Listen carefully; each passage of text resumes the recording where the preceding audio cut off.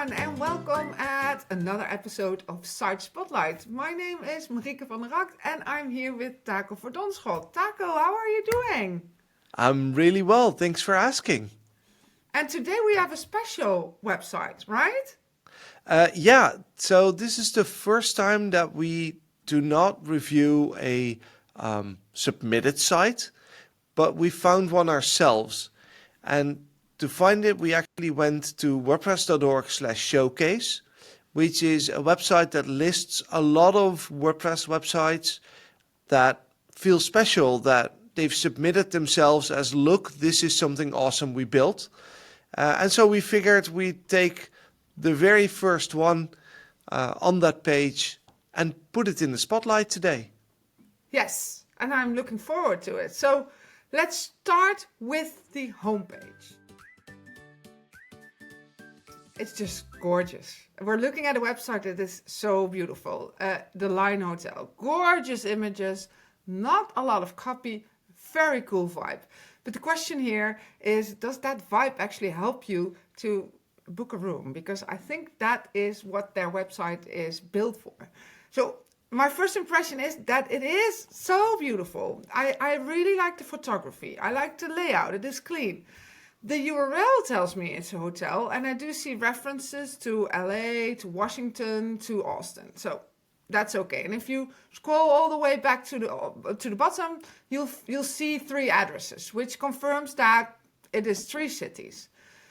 However, as a guest, you usually start with a city in mind. So the key question is, how quickly can I pick my city? How quickly can I see rooms? So I clicked on offers. You just scroll back. Yeah, there. So let's go. And then you land on a page with big deals, great for value seekers. And from there, I think you can jump into what feels like a reservations flow to the check availability, I think. So yep. My main critique is that the homepage is more atmosphere than products. And I myself am sold on the mood. I want to go there. But I don't immediately see what the hotels look like, what the rooms look like, or how quickly I can book in the city that I care about.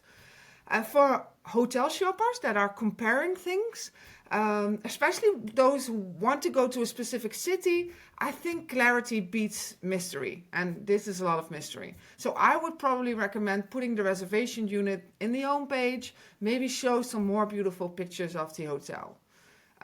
Because I think that would help with conversion. Okay, let's go back to the homepage and take a look there. And this time we're not looking at the content, but underwater. And I can do that in Chrome with the DevTools. This allows me, let me make it a little bit smaller, to look at what's happening on the site. So when we reload the page, we see all of the data being transferred, and we can see that the homepage, you can see it in the bottom here, is 21 megabytes of data. And that's a lot. A lot, right? Yeah. Yes. So a big part of that, about 5 megabytes, is images. And it makes sense because, like you said, there's a lot of beautiful imagery on the page. But there's also a video on the page. And if we scroll down, we see it here. It definitely adds a nice vibe, but I'm not sure it's worth loading so much on the homepage. And the fact that it automatically plays also is a bit of a downside. So I'm not sure if it's worth the loading to have this video of a random street in the homepage. Mm-hmm. And that's not the only thing that is loaded a lot on the homepage. There's also a lot of JavaScript, and we can filter if we go in the DevTools. So let me see if I can enlarge this a little bit. You can see that these are all the JavaScripts that are loaded on the front page. Right. And it adds up. It's over 50 scripts that are just on the front page. So that's quite a few. And it's not just on the homepage. It also happens on other pages. For example, if we go to one of the blog posts, but you can see the page is loading and it takes quite a bit of time for everything to load. Even though the page itself is much smaller, Yeah. there's still a lot of JavaScript being loaded on every page load. And why is that a bad thing, Jaco? So the more you load, the slower it gets. And what we know is that people tend to go away. What you saw happening here in the screen is that it took a while for the image to load. And before that, it was mostly a white page. And we have a very, very strong internet connection right here. Yes. Yeah, we're on a very big fiber optic pipe. And that's not the case when you're on your mobile phone or in an area that has worse internet on average. Yeah. So that makes it really hard for people to sort of stay on your page and wait until it's loaded. And so this was a reason for me to go into the Google PageSpeed, which is a testing tool that we've seen before. And I ran an analysis on the site. And here you can see there's quite a few elements in red already. Yeah. And if we scroll down even further, you can see that's that performance scores only 32. So that is 32 out of 100, which is really, really low. Yeah. And that basically means your page is slow. Yeah. And what it says for the homepage is that it took 31.5 seconds to fully load the main content area, so the main image or the main part. Considering that we're usually talking about milliseconds and seconds, you can imagine that being somewhere between 5.7 seconds for the first painting on the site and 31 seconds for the main element to have loaded is very, very slow. Yeah. So this is definitely something they need to improve. Well, the good thing is that if you scroll down a bit, you can see that the PageSpeed Insights gives a lot of tips on things to improve.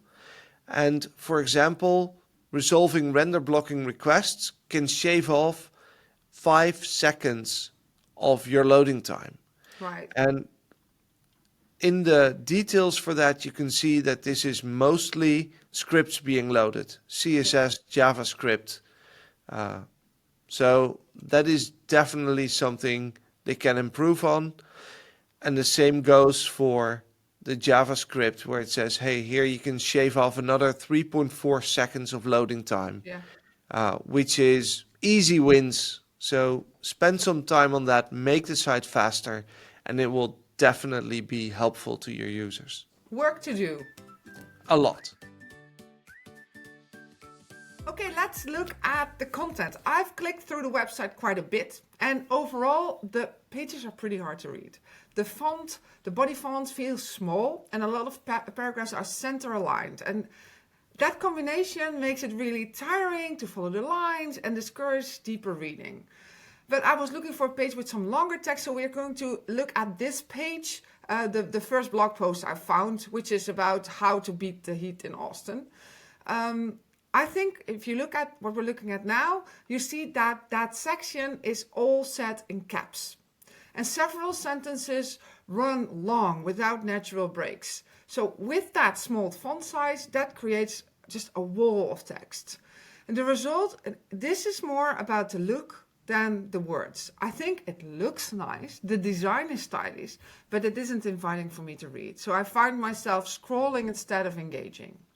If you scroll a bit down, Taco, you see that the font becomes a little bit better, still very small, but you see that all the paragraphs are the same length, and they do that because it looks nice, but not necessarily because that's what you want to show people. So what could you do? Increase that font size.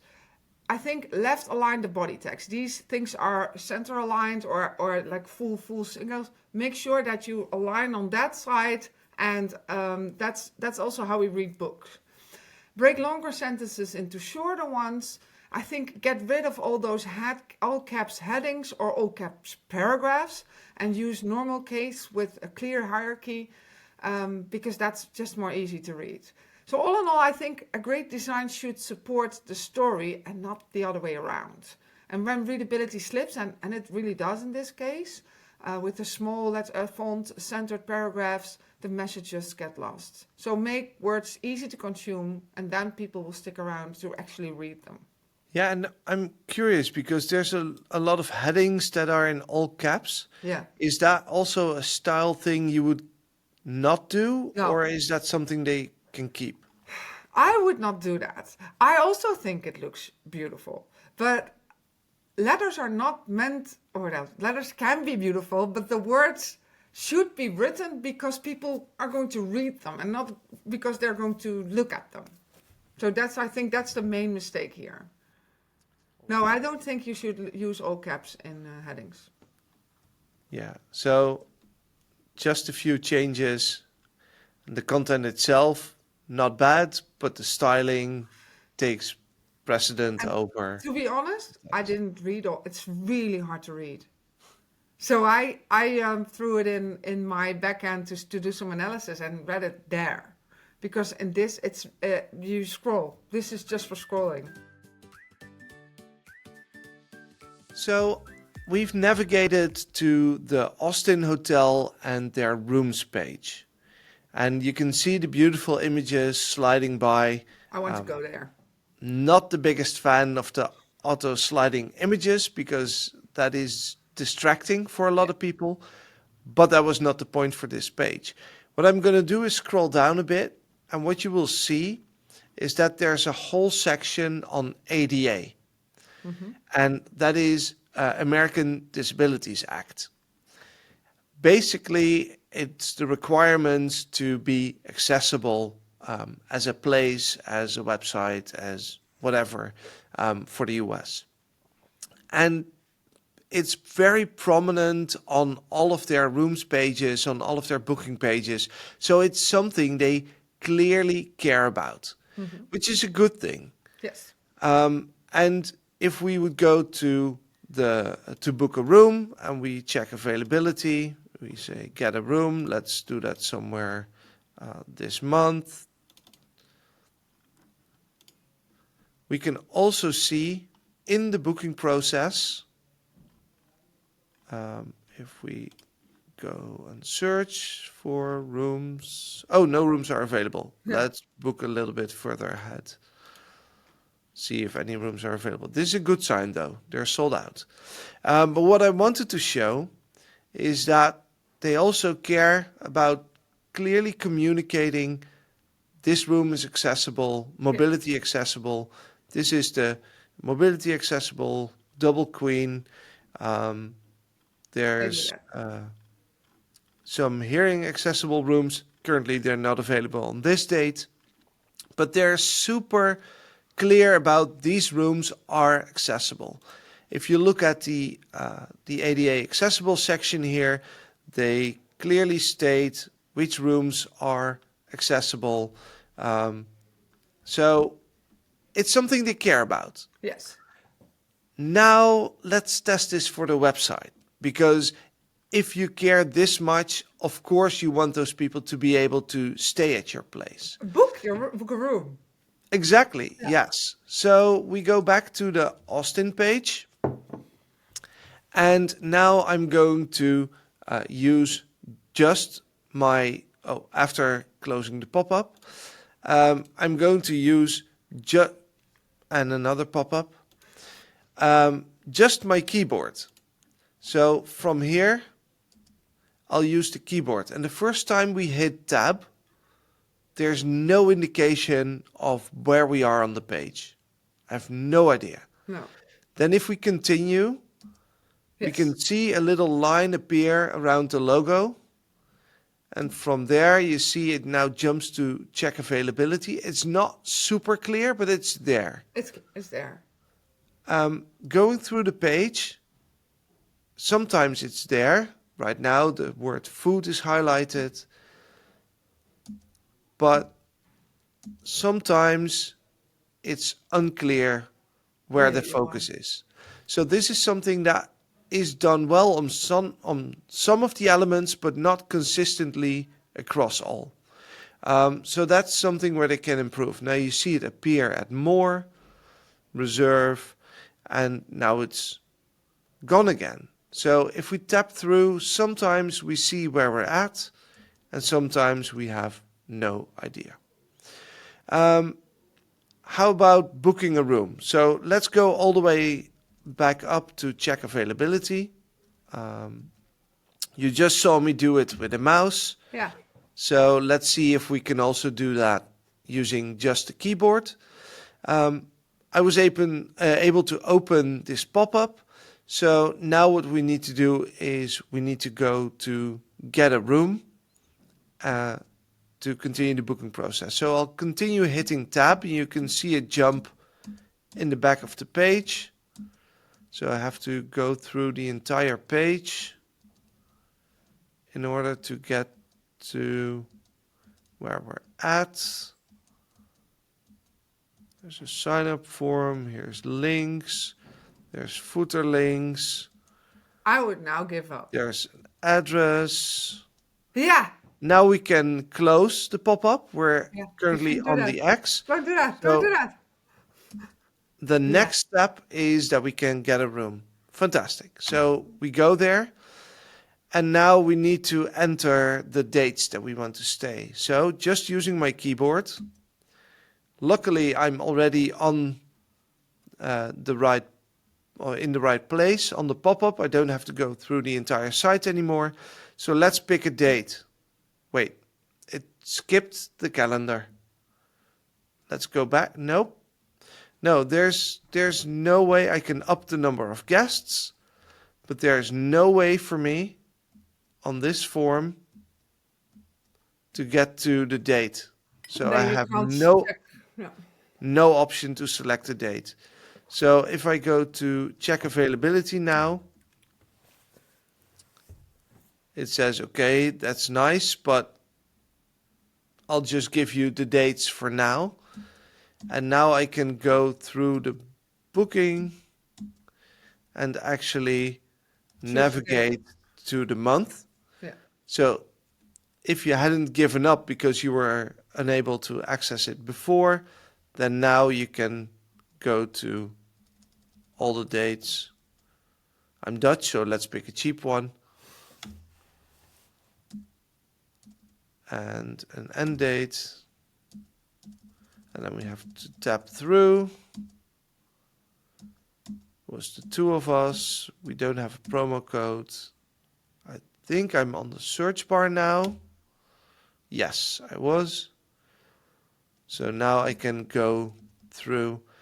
And it works if you realize that you can skip the first date selector. So Yeah. it's not ideal. There's some room for improvement there. But if you rely on a voiceover, so on a screen reader, it's even harder. So let me close this and go back to the page. It's more challenging when you rely on a screen reader. So right now I've activated voiceover on my Mac, and instead of reading it out loud, you will see what it reads in the bottom section in that black field with white text. Yeah. So if we tap through the page, let me go to the page, and then we go to check availability. And what you oh, now there's a pop-up that's messing with me. Let's go back to the button. Where are we? Here we are. So the check availability button is read out as you're on a button and the name is button. Yeah. There's no indication whatsoever that you would use this button to check the availability of a room. Yeah. So that's making it really, really hard for people who rely on screen readers to book a room at Yeah. your hotel, which is a shame given the amount of effort you've spent on Oh, showing on the page that things are accessible. and the fact that they are welcome and able to stay there in a comfortable way. So yeah, I think for this website, that's like of the most important, that these people find their way. Yeah, Oh, absolutely. great stuff, Yes. Taco. So let me disable voiceover.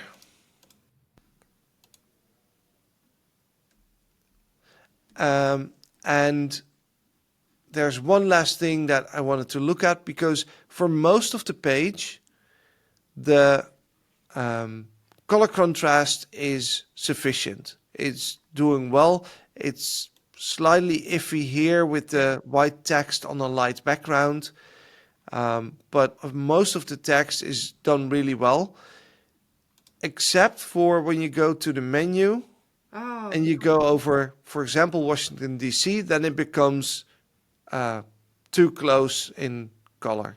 yeah. And this happens in several places on the site because they've given each location their own color. But you can see that this is always changes to white. And for some of the pages, the background here is a light background as well, making it very hard to see. So there's a couple of places where this needs attention, but in most places it's done really well. And I have to reiterate, you already talked about the font size. I mean, if you look at the page, it's really, really small. What we can do, if we look at this, we can quickly change it. So instead of having that styling 12 pixels, if we increase it even a little bit to 16, it's already much easier to read.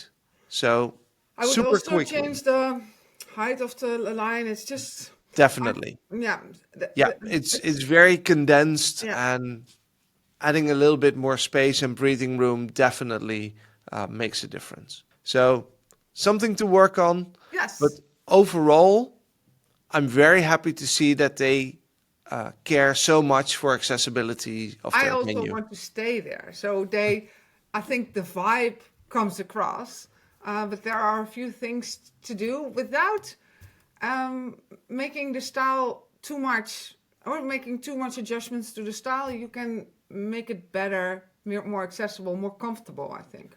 Yes. Yeah. And then hopefully they'll book out even more. It's the hotel, the line hotels in Austin, DC, and Los Angeles. Well, and we're done here. So see you at the next episode of Site Spotlight. See you next time. Bye. Thanks for watching. We know your time is valuable and we're glad you spent some of it with us. If you got value from today's video, go ahead and like, leave a comment and hit subscribe and the bell so you don't miss the next tip. And if you're ready to keep going, check out another video right here. We've got more ways to help you level up your website without the overwhelm.